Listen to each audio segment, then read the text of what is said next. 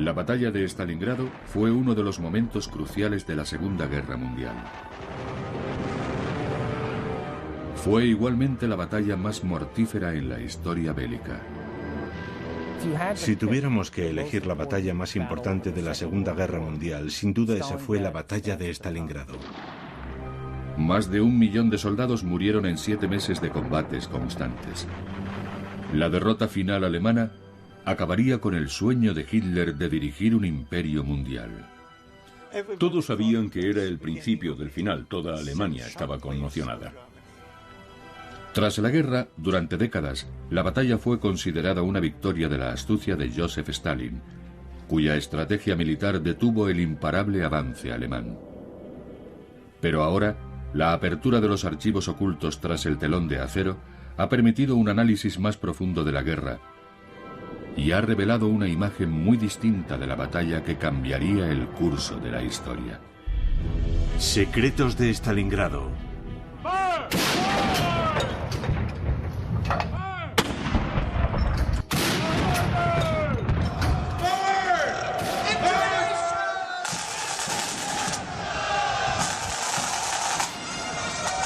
Aquí, en la legendaria Academia Militar de la Ciudadela en Carolina del Sur, David Glantz, coronel retirado e historiador militar, ha dedicado su carrera a estudiar la guerra en el frente oriental.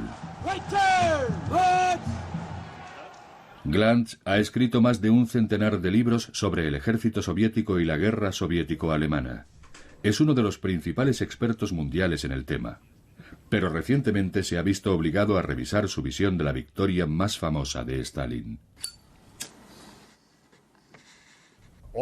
Todas las preguntas que tenía han sido contestadas ahora. Mi monografía sobre Stalingrado ha pasado de ser un volumen de 400 páginas a 3 volúmenes de 900 páginas cada uno. La batalla decisiva se libró por toda Ucrania y el sur de Rusia durante la segunda mitad de 1942. Terminaría convirtiéndose en una sangrienta guerra de desgaste en el interior y en los alrededores de la gélida ciudad de Stalingrado.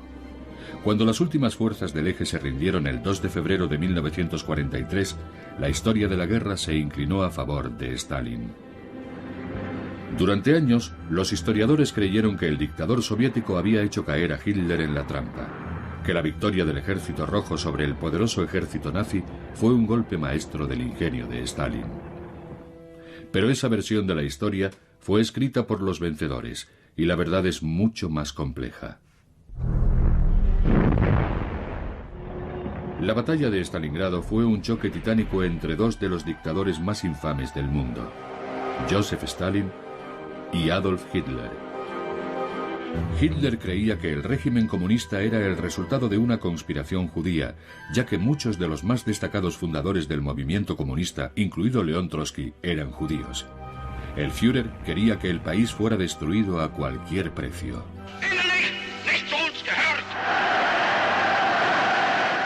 Adolf Hitler es uno de los hombres más estudiados de la historia y uno de los más malvados. Pensaba que la naturaleza fundamental de la lucha humana era la lucha entre las razas. Para él, la Unión Soviética unía los dos peores males. En sus propias palabras, el bolchevismo y el judaísmo, y era la mayor amenaza para la raza aria. Stalin, por otro lado, era un megalómano que solo buscaba el poder. Stalin era diferente. Stalin era un tirano, como Iván el Terrible. Era un genio de la intriga. Era como el mago de Oz, pero un mago de Oz malvado. El padre de Sergei, Nikita Khrushchev, conoció muy bien a Stalin. Nikita se convertiría más adelante en el líder de la Unión Soviética, pero durante la Segunda Guerra Mundial era comisario político y miembro del Consejo Militar de Stalin. Fue testigo directo de las decisiones del dictador. En 1939, Stalin firmó un pacto de no agresión con Hitler. El pacto se convirtió de hecho en un salvoconducto de los nazis para invadir Polonia. El pacto fue una arriesgada maniobra de Stalin, una estrategia para ganar tiempo. En 1939, el ejército soviético no era rival para la poderosa maquinaria bélica alemana. Stalin quería que Hitler se distrajera con otras ofensivas, mientras él reconstruía las defensas soviéticas. Stalin era realista y sabía que tarde o temprano Hitler les atacaría. En 1942 no estaba preparado. Y entonces todo saltó por los aires, porque Hitler derrotó a Francia y Gran Bretaña en unas semanas, en 1940. Y cuando Hitler ocupó París, Stalin era como el conejo que se sienta delante de la serpiente. Walter Günther era un soldado alemán que sirvió en Francia y los Balcanes siguiendo al imparable ejército alemán en su conquista de Europa. Después fue destinado a Rumanía. En 1941 tenía muy claro que Hitler preparaba el ataque contra los soviéticos. Veía más y más unidades alemanas dirigiéndose a la frontera entre Rumanía y Rusia en el Mar Negro. Y decía, bueno, espero que no pase nada. Pero el 22 de junio Hitler atacó.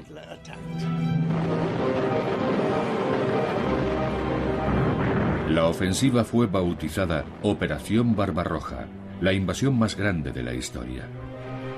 Más de 4 millones de soldados del eje entraron en territorio soviético.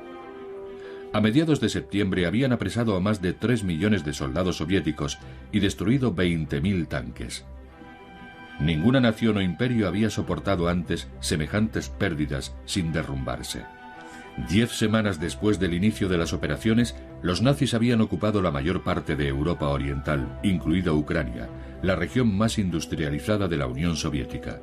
El siguiente objetivo, Moscú. Pero con el otoño llegaron las lluvias y el fango, deteniendo a los alemanes que esperaron a las heladas de noviembre para lanzar su ataque. La espera proporcionó al Ejército Rojo el tiempo suficiente para desplazar a millares de soldados destacados en Siberia y lanzar un contraataque mientras los alemanes avanzaban hacia la capital. Hitler quería asestar un golpe raudo y definitivo. Pero los soviéticos resistían. Enseguida quedó claro que esta no sería una batalla fácil. A finales del invierno, el frío resultaba insoportable y los alemanes estaban exhaustos. La operación Barbarroja se estancó y llegó a un punto muerto. Los nazis habían fracasado en su intento de tomar Moscú. Pero Hitler no se desalentó. Convencido de que el Ejército Rojo estaba al borde del colapso y de que no podría sobrevivir a una nueva ofensiva, inició los preparativos de una nueva campaña a gran escala. La llamó Operación Azul. Hitler estaba decidido a lanzar una nueva campaña en 1942 para acabar de derrotar al Ejército Rojo y destruir la Unión Soviética. A diferencia de 1941, en 1942 dirigió el ataque al sur de Rusia, un sector más limitado. Creía que con las fuerzas de las que disponía alcanzaría sus objetivos. Fall Blau, la Operación Azul, que debía iniciarse en el verano de 1942, era el plan de Hitler para retomar la iniciativa y sacar a la Unión Soviética de la guerra. El propósito de la Operación Azul era rodear y destruir a todo el Ejército Rojo en el sur de Rusia. Hitler dividió el sur en 2 ejércitos. El grupo de ejércitos A recibió la orden de tomar los campos petrolíferos del Cáucaso, después de que el grupo B avanzara hacia el este para asegurar el control del río Volga. La conquista del Volga sería liderada por el 6º ejército alemán, del que Hitler había dicho que podía conquistar el cielo. El éxito de la Operación Azul dependía en gran medida de un hombre: el general Friedrich Paulus. El general Paulus dirigía el 6º ejército desde 1942. La fortaleza de Paulus era su sangre fría como comandante. Era un magnífico estratega y había dirigido muchas de las operaciones alemanas previas. Tenía plena confianza en Adolf Hitler. Creía fervientemente en el fascismo y esa sería una de las razones que provocarían su caída. Los preparativos de la Operación Azul fueron gigantescos. En la primavera de 1942, 68 divisiones, 3.000 tanques y la mayor fuerza aérea de la época empezaron a reunirse en el sur de Ucrania. Uno de los hombres destacados en las afueras de la ciudad de Kharkov era el teniente del Sexto Ejército Wigan Buster. Había combatido en el frente occidental y estaba convencido de que los nazis se alzarían con la victoria. Cuando llegamos a la ciudad, los soldados alemanes nos decían: no estéis tan orgullosos, no os jactéis tanto. Dentro de unos días estaréis mucho más callados. Los camaradas de Buster tenían razón. El frente oriental no caería tan fácilmente como el frente occidental. Stalin supo de los preparativos y comprendió que Hitler aspiraba a sacar a los soviéticos de la guerra con un ataque fulgurante. Stalin ordenó lanzar un preventivo para detener a los alemanes. Stalin decidió lanzar una serie de operaciones ofensivas con el objetivo de alterar el plan alemán previsto para el verano de 1942. Los soviéticos iniciaron dos ofensivas locales. La primera tendría lugar en Kharkov en mayo de 1942 y la segunda se desarrollaría en Crimea. La ofensiva de Kharkov fue una tentativa a gran escala de diezmar las fuerzas de Hitler.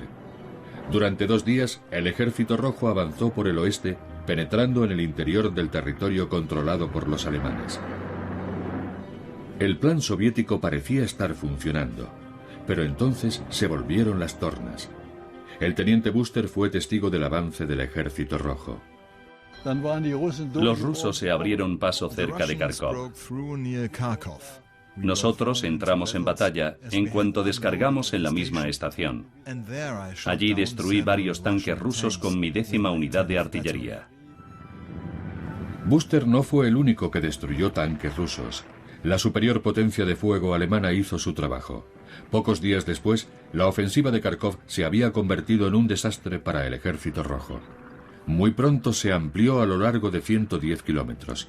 Cada vez resultaba más difícil defender el frente. Y para agravar las cosas, los soviéticos veían cómo las divisiones de tanques alemanas se agrupaban en los dos flancos, amenazando con rodear a sus fuerzas. La inteligencia soviética aconsejó a Stalin que ordenara la retirada.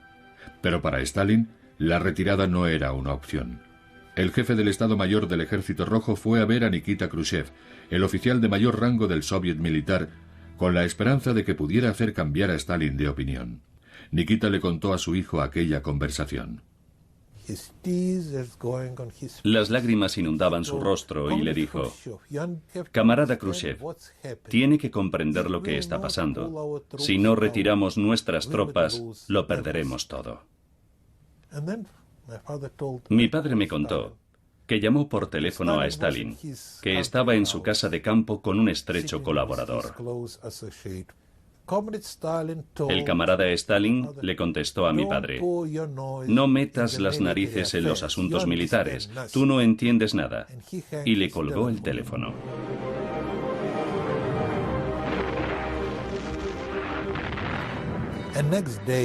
Al día siguiente, los alemanes lanzaron una ofensiva por ambos flancos. Rodearon a 500.000 de soldados y se perdió todo. En el sur, la ofensiva de Stalin en la península de Crimea también acaba en desastre. El ataque del Ejército Rojo no fue rival para el general nazi Erich von Manstein. Von Manstein era un héroe en Alemania por su trabajo en el frente occidental. Era el comandante del 11º ejército que había tomado Francia en pocas semanas. No tuvo ningún problema para rechazar el ataque ruso. Los efectos de estas derrotas fueron catastróficos para los soviéticos, porque significaba que en la víspera de la Operación Azul alemana, la campaña de verano alemana, el Ejército Rojo había sido despojado de aproximadamente 500.000 de soldados que defendían el sur de Rusia.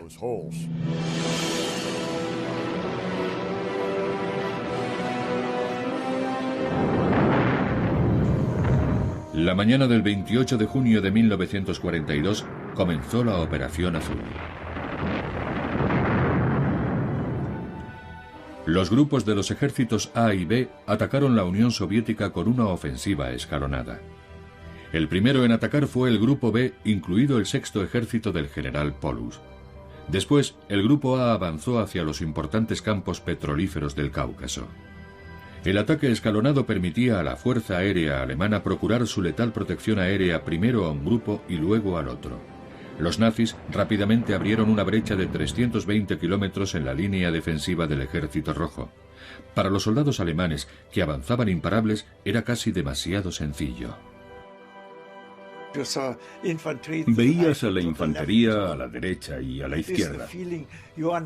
Sentías que no estabas solo en un país extraño. Incluso cuando te atacaban, tenías ayuda tanto a la izquierda como a la derecha. Nada nos detenía. Durante mucho tiempo no hicimos otra cosa que seguir avanzando. Y cuando nuestros caballos estaban agotados, usábamos los tractores y los tanques que habíamos arrebatado a los rusos. Éramos como un grupo de gitanos avanzando hacia el este. La primera fase de la Operación Azul está bien documentada, pero el desarrollo posterior de la batalla no se conoce tan bien. Es aquí donde los recién descubiertos archivos cambian nuestra visión. La singularidad de la batalla de Stalingrado en términos de fuentes materiales es que ahora disponemos de datos fidedignos acerca de la batalla. Hablo de documentos de los ejércitos y soldados que participaron en ella. En el caso de los archivos alemanes, ahora disponemos de los diarios de campaña del Sexto Ejército, que han estado desaparecidos durante 50 años. Muchos de los documentos del Sexto Ejército fueron encontrados recientemente, y en el lado soviético casi todos los documentos fueron ocultados a los historiadores occidentales hasta la desaparición de la Unión Soviética. Por lo general, los libros que se publicaban estaban políticamente sesgados. Loaban las glorias del victorioso Ejército Rojo, justificaban sus derrotas y ocultaban las manchas y errores del historial militar.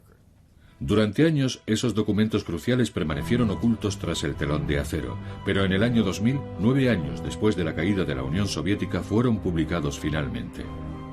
Cuando examinamos esos documentos, que no estaban disponibles para los historiadores anteriores, se pueden identificar ciertas ideas erróneas acerca de cómo fue conducida la batalla y el resultado de la misma. Ahora podemos cambiar esas falsas ideas por la verdad. La más extendida entre estas falsas ideas versa sobre la estrategia de Stalin ante el avance nazi. La historia nos dice que Stalin ordenó a sus hombres retirarse, haciendo que los alemanes lo siguieran y cayeran en su trampa en el interior de la ciudad. El plan parecía un golpe de genio militar, un gran éxito que arraigó en la cultura popular soviética. Pero David Glantz ha descubierto que esa popular historia es falsa. Hay dos mitos fundamentales que han quedado destruidos con las nuevas revelaciones de los archivos. La primera es que cuando los alemanes lanzaron su Operación Azul, Stalin ordenó la retirada a sus tropas estacionadas en el sur de Rusia. De hecho, los archivos demuestran que Stalin dio órdenes estrictas a sus hombres de que resistieran en sus posiciones a toda costa. Este volumen de directrices y órdenes de la Stavka contiene órdenes en relación al deseo de Stalin de que sus ejércitos resistieran y pelearan. Cito una orden del 9 de julio. No habrá ningún tipo de retirada. Stalin cree que sus hombres no deben retroceder bajo ninguna circunstancia. Y cuando se vean obligados a hacerlo, tienen órdenes de retirarse peleando y defendiendo con uñas y dientes cada palmo de terreno que cedan.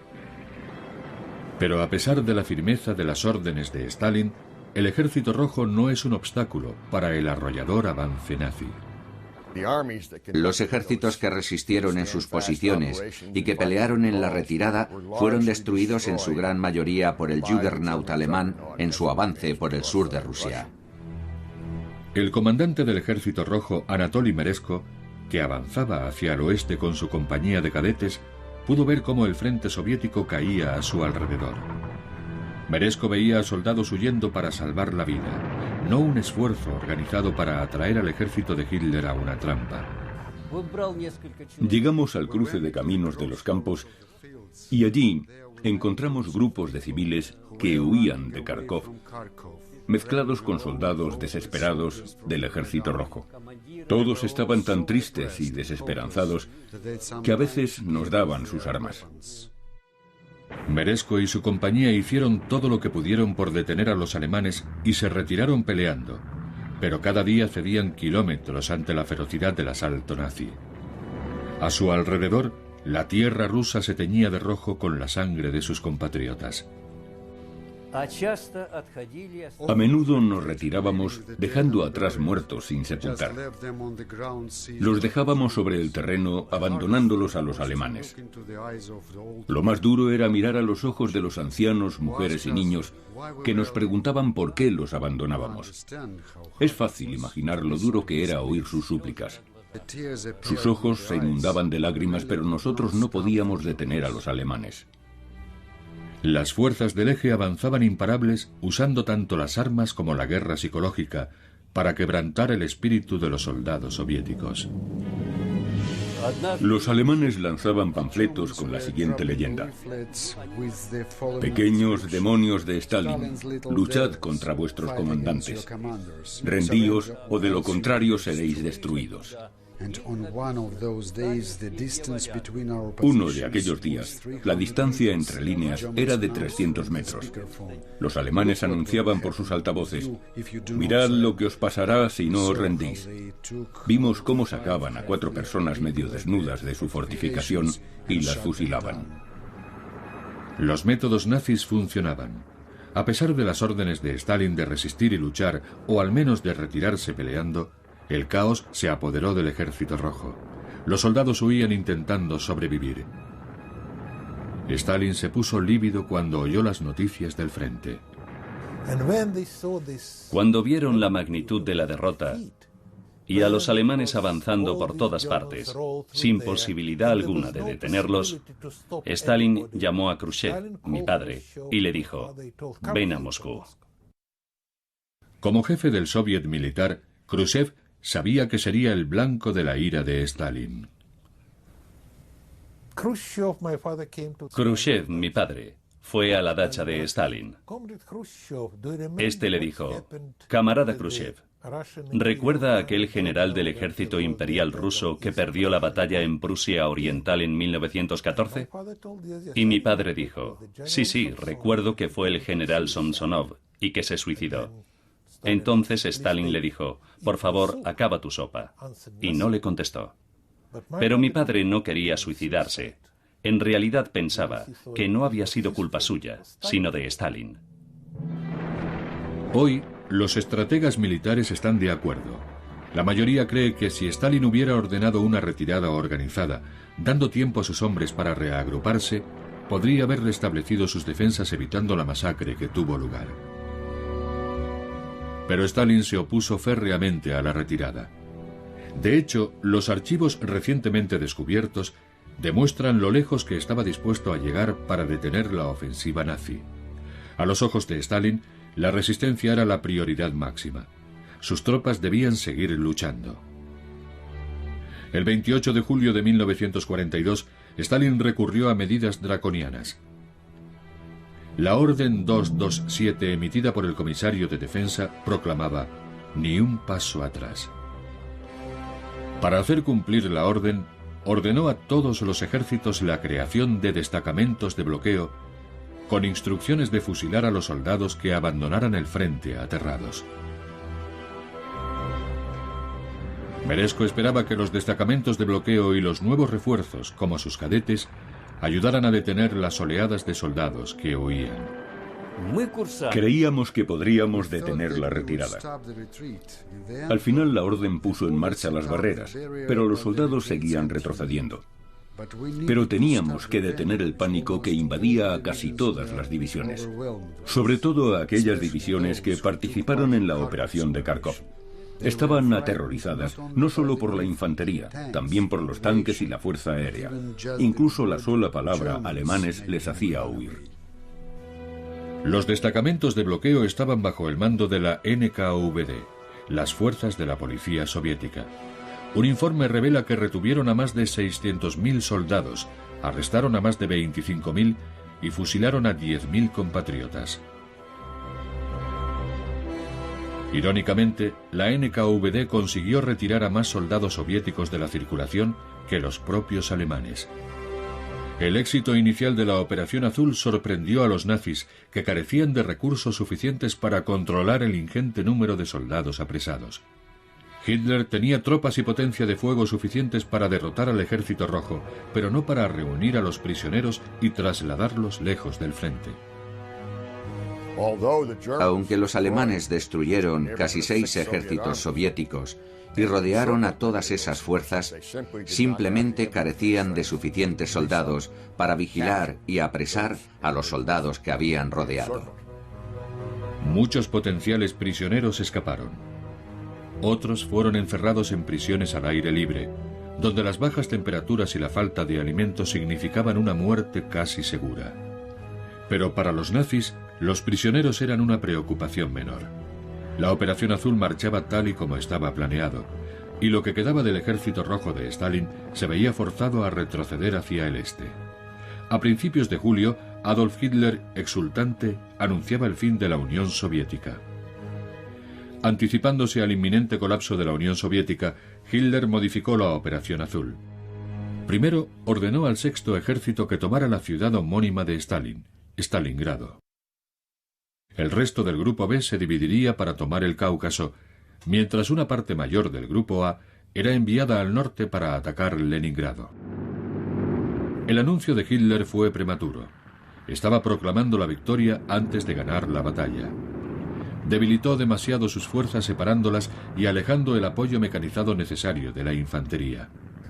El ejército alemán tenía que ejecutar 2 estrategias objetivamente diferentes, no solo Stalingrado, también los campos petrolíferos del Cáucaso. Los hombres del Sexto Ejército tenían la misión más dura: conquistar Stalingrado sin el apoyo del Cuarto Ejército Panzer, ahora camino del Cáucaso. Esto hizo al Sexto Ejército alemán más vulnerable en su avance hacia la ciudad. Los Panzer Mark III eran las bestias de carga del ejército alemán. Diseñado por Daimler-Benz, este tanque fuertemente acorazado de 23 toneladas podía alcanzar velocidades de hasta 35 km por hora. Otra variación era el Sturmgeschütz III, construido sobre el chasis del Panzer. Este cañón de asalto, conocido como Stug, era muy estable y estaba equipado con una pieza de artillería de 75 milímetros. Era un auténtico asesino de tanques. Los tanques alemanes tenían más capacidad de fuego y de maniobra que sus rivales soviéticos. Stalin dependía del T-26, un vehículo más lento y con menos potencia de fuego. En 1941, los nazis destruyeron más de 20.000 tanques soviéticos. En Occidente solemos pensar desde nuestra propia supremacía tecnológica, pero a menudo ignoramos el hecho de que los avances que los alemanes intentaron conseguir y que lograron con extraordinarias mejoras en su flota armada fueron diseñados para combatir no solo la superioridad numérica soviética, sino también la superioridad tecnológica soviética. El Sexto Ejército era más vulnerable sin el apoyo de los Panzers, pero en ese momento aquello no parecía tener importancia.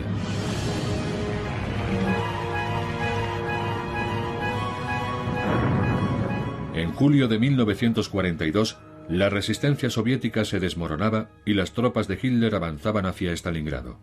El resto del mundo también se hundía. Europa occidental estaba controlada por los nazis. En África, el legendario mariscal de campo Erwin Rommel obligaba a las fuerzas británicas a refugiarse en Egipto y amenazaba con tomar el Cairo.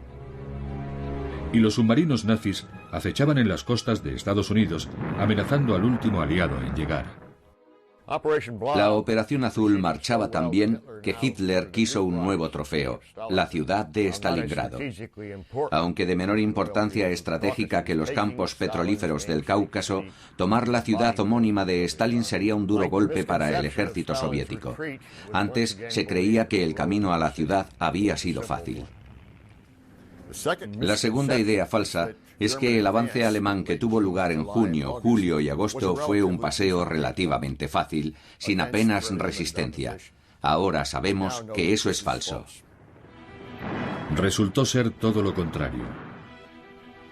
A medida que el estruendo nazi se aproximaba a Stalingrado, los soviéticos se reagrupaban lo mejor que podían. Stalin empezó a desplegar ejércitos recién formados en la gran curva del río Don, un tramo del río Don que forma una U tumbada. Era el lugar perfecto para presentar batalla. Esta apuesta desesperada se conocía desde hacía años, pero solo recientemente se ha sabido lo eficaz que resultó y cuántos soldados alemanes murieron. Stalin ordenó a esas fuerzas que lanzaran contraataques múltiples y contraofensivas estratégicas.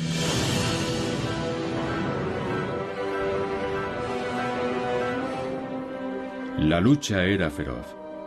Era la primera contraofensiva del Ejército Rojo desde el inicio de la Operación Azul.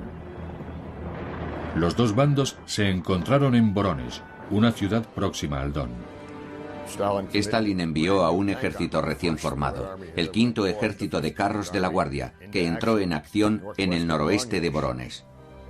Esta era una unidad letal dotada con el último tanque de Stalin, el T-34. Los soviéticos por fin tenían un arma que estaba a la altura del Panzer alemán. La producción del T-34 comenzó en 1940, pero solo en el 42 empezó a reinar en el campo de batalla, justo a tiempo para llevar el miedo a los corazones de los confiados soldados alemanes acostumbrados a la victoria. El T-34 fue el tanque soviético más numeroso de la Segunda Guerra Mundial. Se fabricaron unas 83.000 unidades y su fabricación era fácil, sencilla y rápida. Se le considera el mejor tanque y el más completo de la Segunda Guerra Mundial. Tenía un blindaje inclinado y orugas anchas, por lo que era versátil, veloz y fácil de maniobrar en cualquier terreno. El motor diésel de 12 cilindros era muy potente y alcanzaba los 55 kilómetros por hora. Llevaba un cañón de 76 milímetros y dos ametralladoras de 7,62 milímetros. Solo había una cosa que todo el mundo temía: el tanque ruso T-34. Un cañón normal no podía atravesar el blindaje frontal del tanque. Era necesario usar cañones de 7,5 milímetros que habitualmente se usaban contra la aviación. Si intentabas destruir un T-34 con un cañón antitanque de, digamos, 37 milímetros, el proyectil rebotaba en el blindaje frontal e incluso en los laterales. Se trataba sin lugar a dudas de un tanque seguro, con gran potencia de fuego, y su tripulación estaba muy protegida.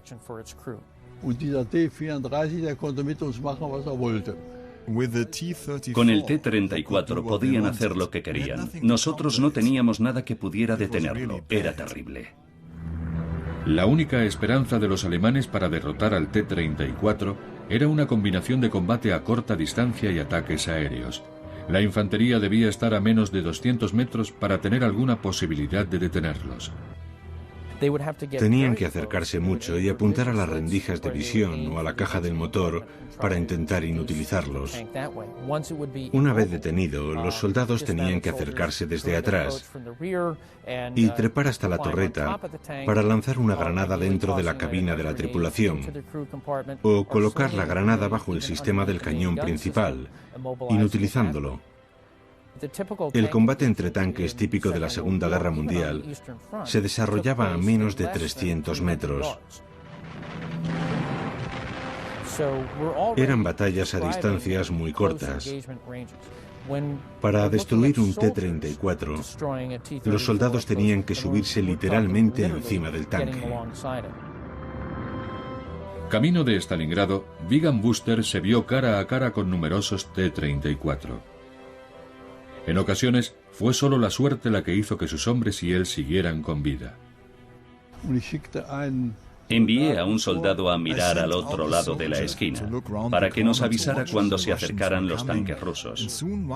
Enseguida se acercó uno, un tanque solo. Creo que se habían perdido y no sabían a dónde ir. El soldado nos avisó y nosotros apuntamos a la esquina. Cuando apareció disparamos y voló en 1000 pedazos. Buster y sus hombres ganaron esa batalla. Pero atacar a tanques perdidos no era una estrategia repetible. Lo que parecía un camino fácil hasta Stalingrado se había convertido en una lucha titánica. Cuando el Sexto Ejército intentaba controlar la gran curva del río Don, se vio sorprendido por la ferocidad de la defensa soviética. Sin el apoyo del Cuarto Ejército Panzer, los nazis eran derrotados una y otra vez por el Ejército Rojo y sus T-34. Cuando el Sexto Ejército del general Paulus intentó avanzar hacia el este, los soviéticos, con su 62º ejército y 2 nuevos ejércitos de tanques, le infligieron severas pérdidas, puede que de hasta 10.000 hombres, impidiendo que el Sexto Ejército alcanzara su objetivo durante al menos 3 semanas. Las bajas fueron mucho más numerosas de lo que se creía hasta ahora. La contraofensiva soviética estaba causando estragos. Hubo una mala experiencia. Fue con un joven teniente que lo sabía todo y al que no se le podía convencer de que debía tener cuidado, aunque no tuviese contacto con los rusos. Cogió su unidad, unos 50 soldados a su derecha y 25 a su izquierda, y de alguna forma consiguió atravesar las líneas rusas. Nosotros no sabíamos exactamente a dónde iban. Los rusos esperaron hasta que los alemanes se acercaron a unos 15 metros y los mataron a todos. De 50 soldados solo sobrevivieron 2. El ejército del que Hitler había presumido que podía conquistar el cielo avanzaba a duras penas por el sur de Rusia. El Sexto Ejército estaba seriamente mermado cuando finalmente consiguió llegar a las orillas del Don. Eso significa que cuando Paulus inició el asalto a Stalingrado, lo hizo con sus fuerzas seriamente mermadas.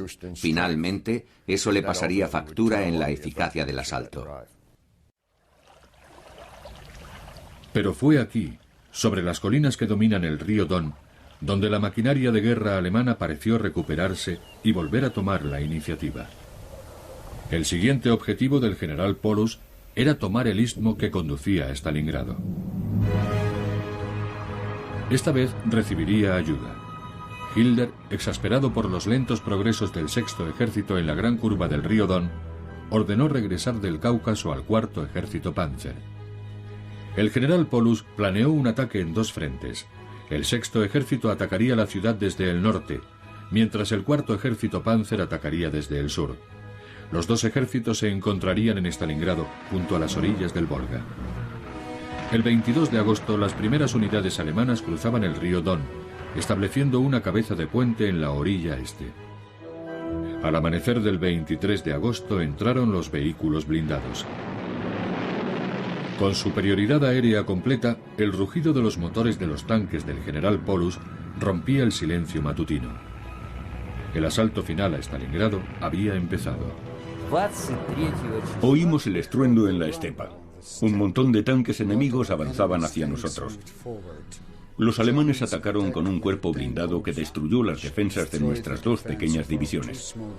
Los tanques no encontraron ninguna resistencia y entraron en Stalingrado en formación de desfile. El flanco derecho de nuestro batallón de cadetes se vio sorprendido por los tanques. Un pequeño número de tanques se separaron del desfile y arrollaron vivos a los cadetes. Eso ocurrió aproximadamente a 1 kilómetro de nosotros. Todos los cadetes lloraban de impotencia. Nuestros amigos estaban muriendo y no podíamos ayudarles. Aquella misma tarde, el Sexto Ejército dominaba el Volga desde los barrios del norte de Stalingrado. El general Paulus lanzó a la Fuerza Aérea Alemana. A las 4 de la tarde, en el cielo, apareció un enjambre de aviones aproximándose en oleadas a Stalingrado. Había empezado el bombardeo de la ciudad. Las columnas de humo negro se elevaban varios kilómetros en el cielo. Por la noche, Stalingrado ardía en llamas. Los bombardeos prosiguieron durante días. Murieron más de 200.000 civiles. Murieron más civiles en Stalingrado que en los ataques nucleares de Hiroshima y Nagasaki juntos. La ciudad quedó reducida a escombros. Hitler esperaba su trofeo. En Moscú, Stalin estaba furioso por el fracaso de sus fuerzas y la aparentemente inevitable caída de su ciudad homónima. Fiel a su costumbre, Stalin dirigió su ira hacia sus camaradas, tanto políticos como militares. Nikita Khrushchev pensó que iba a ser eliminado. Stalin le dijo, vuelve al frente. Y mi padre pensó, seguro que me arresta en el coche. Porque era costumbre de Stalin detener a la gente cuando salía de su residencia. Así que pensó, ¿qué hago? ¿Qué puedo hacer? Y contó, fui hasta el aeródromo militar y nadie me arrestó. Luego subí al avión y volé hasta el frente. Solo me sentí a salvo cuando llegué a Stalingrado. En aquella época estaba mucho más seguro en Stalingrado que en Moscú. Khrushchev temía más a Stalin que a las bombas nazis. Las bombas seguían cayendo y los soldados alemanes cada vez estaban más cerca de las humeantes ruinas de la ciudad. Estaba a punto de comenzar la sangrienta guerra urbana que sería documentada también después de la guerra. Menos conocidas fueron una serie de duras batallas libradas en el sector norte de la ciudad. David Glantz ha descubierto que esas batallas olvidadas fueron un punto crucial en la guerra.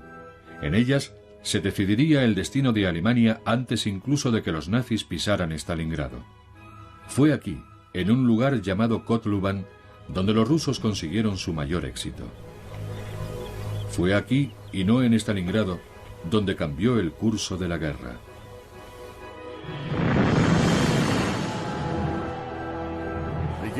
Comenzaron a finales de agosto y continuaron durante septiembre y octubre.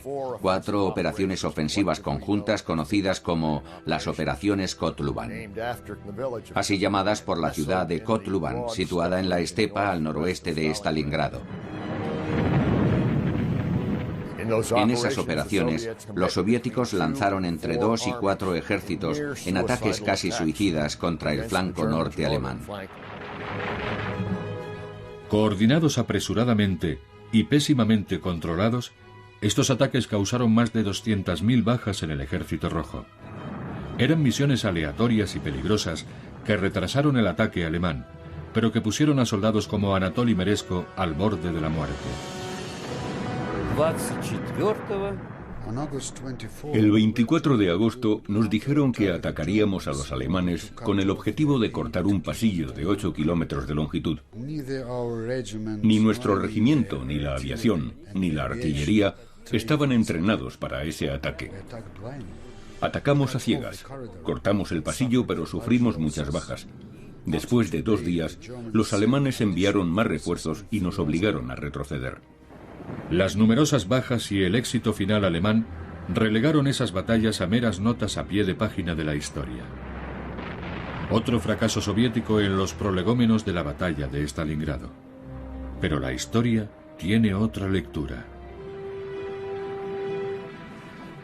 Los soviéticos sufrieron pérdidas espantosas en los enfrentamientos de Kotluban, tanto en vidas humanas como en tanques. El 6º ejército del general Paulus ahora tendría que tomar la ciudad de Stalingrado con la infantería fundamentalmente, ya que el 14º ejército de Panzers estaba atrapado en otra parte. Las batallas de Kotluban aislaron a los tanques de Paulus, por lo que el 6º ejército alemán se vio obligado a seguir avanzando con escaso apoyo mecanizado. Glantz opina que gracias a eso, Stalingrado tuvo una oportunidad para sobrevivir.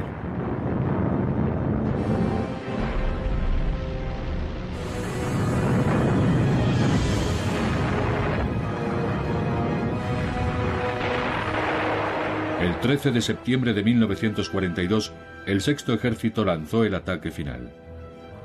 La batalla por la ciudad había comenzado. Stalingrado se convirtió básicamente en un matadero al que el Sexto Ejército envió en septiembre a un tercio de sus fuerzas. A finales de noviembre estaba allí todo el ejército.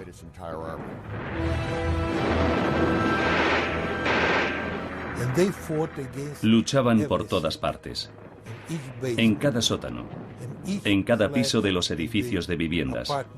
Hubo un momento en el que eran de los alemanes, de los soviéticos, de los alemanes y de los soviéticos. Sin las orugas y los cañones de sus unidades de tanques, los alemanes se vieron forzados a luchar calle por calle, edificio por edificio. Lo que pasaba es que llegaba una división alemana con una capacidad medio alta en términos de combate, y 2 semanas después de entrar en combate, su capacidad era débil o estaba agotada. Al otro lado de la línea de fuego, los soviéticos hacen exactamente lo mismo, pero economizando sus fuerzas. Envían suficientes tropas para mantener el fuego de los combates en el centro de Stalingrado. Los soviéticos resistían buscando ganar tiempo, porque al norte y al sur de la ciudad, los refuerzos del Ejército Rojo se preparaban para lanzar otro gran ataque. Los alemanes luchan contra reloj. Quieren acabar cuanto antes y por completo con los últimos reductos de la resistencia soviética. Nunca lo conseguirán porque la mañana del 19 de noviembre las tropas alemanas oyen cañonazos distantes procedentes del noroeste y del sur. Esos cañones anuncian el inicio de la contraofensiva soviética.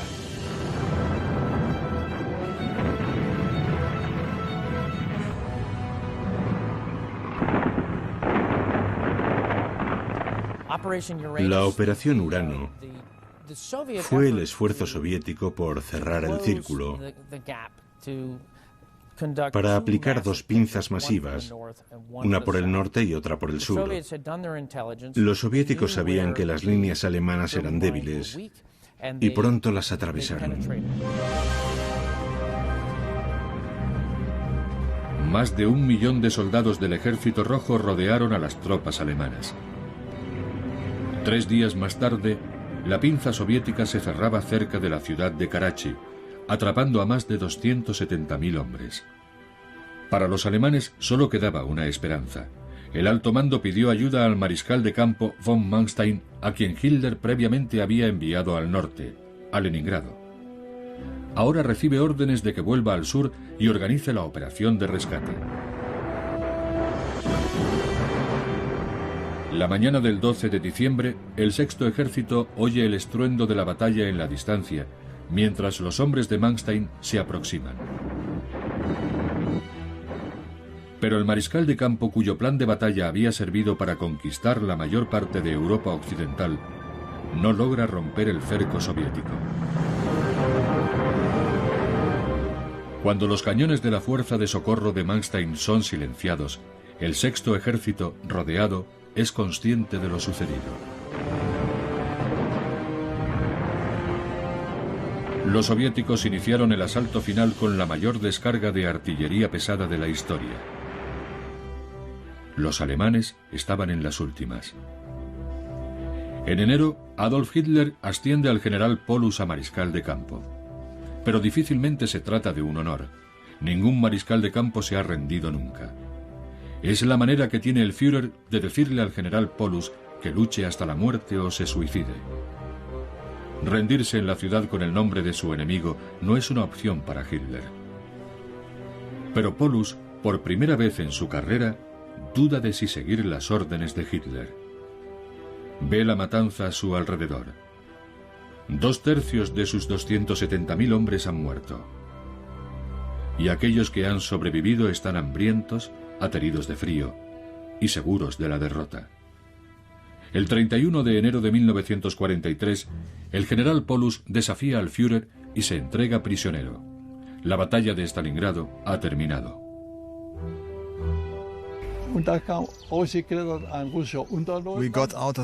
Salimos del sótano de un edificio destruido. Los soldados rusos nos esperaban allí apuntándonos con sus ametralladoras. Nos desarmaron, por supuesto. Estábamos tan cansados que no nos importó. Yo estaba tan apático que ni siquiera sentía miedo de nada. A 1.600 kilómetros de distancia, en Alemania, la impensable noticia de que el legendario Sexto Ejército ha sido vencido conmociona al país.